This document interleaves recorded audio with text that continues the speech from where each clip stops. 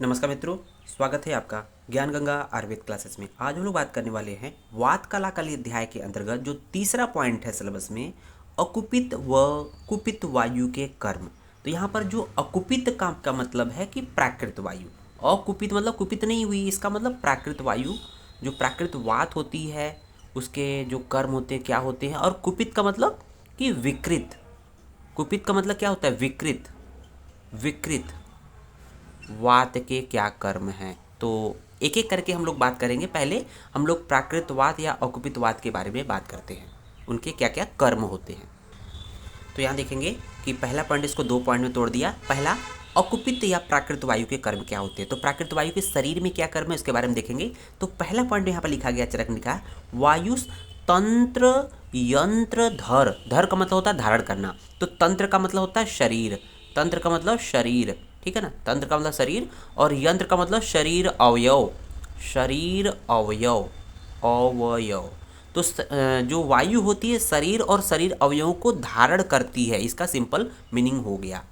Next point देखेंगे, यहाँ देख रहे होंगे, प्राण उदान समान व्यान अपान आत्मा, अर्थात इन पांचों की आत्मा है कौन, वायु। किसकी, प्राण वायु, प्राण उदान समान व्यान अपान, अर्थात यही जो वायु होती पांच भागों में विभक्त हो जाती है।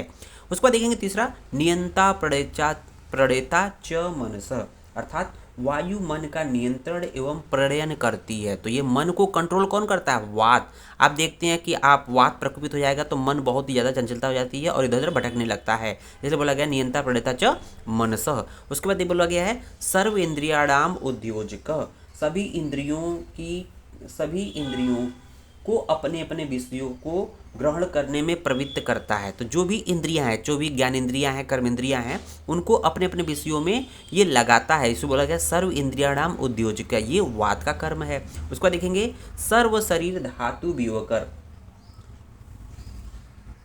अर्थात शरीर की सभी धातुओं का व्यूह करती है। व्यूह करने का मतलब उनको कार्यों में लगाती है, जो धातु, हर एक धातु का अपना कार्य है वो कार्य में लगाती है, वायु है। तो सर्व शरीर धातु व्यूह कर, संधान कर, अर्थात संधान कर मतलब ये शरीर को एक पार्ट को दूसरे पार्ट से, एक अवयव के दूसरे, एक अवयव को दूसरे अवयव से, संधान मतलब जोड़े रहती है। उसके बाद देखेंगे, समीरणो अग्नि, यही जो वायु ही क्या है, अग्नि है।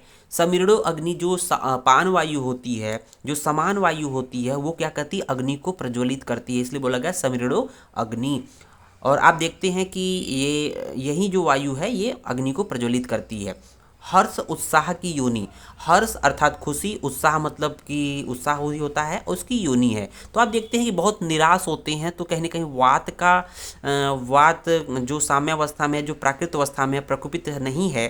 तो जब आप वायु प्रकोपित होती है, वायु जब नेचुरल स्थिति में होती है, प्राकृत वात होती है, तभी ये आपके शरीर में हर्ष उत्साह होता है, इसलिए वायु को हर्ष उत्साह की योनि मानी गई है। उसको देखेंगे, गर्भ आकृति नाम, यही वायु जो होती है जब गर्भावस्था में जो गर्भ होता है उस समय उसको एक निश्चित जो आकृति देता है, हाथ पैर की आकृति, जो इस तरह से चीज़ें, जो मनुष्य की आकृति है, जिसका गर्भ होता है उसी की आकृति देना, इसको ये वायु का कर्म होता है। उसको देखेंगे, क्षेपता बहिर्मला नाम, तो हम लोग का जो मलमूत्र शरीर से बाहर निकलता है उसमें मुख्य रोल वायु का होता है। आप देखते होंगे कि अगर रात भर जग जाइए, वायु प्रकोपित हो जाए, तो इसका मतलब कि आपको अच्छे से मल पेट नहीं साफ होगा। तो क्या बोला गया है, क्षेपतार बहिर्मला नाम, ये प्राकृत वायु जब रहती है तो जब जो शरीर के जितने भी मल होते हैं उनको प्रॉपर समय पर शरीर से बाहर निकालने का काम ये प्राकृत वायु या अकुपित वायु के कर्म है। तो इस तरह से आपने ये चीज़ देखा। अब दूसरा नंबर देखेंगे, कुपित वायु के कर्म, शरीर में कौन कौन से कुपित वायु के कर्म होते हैं।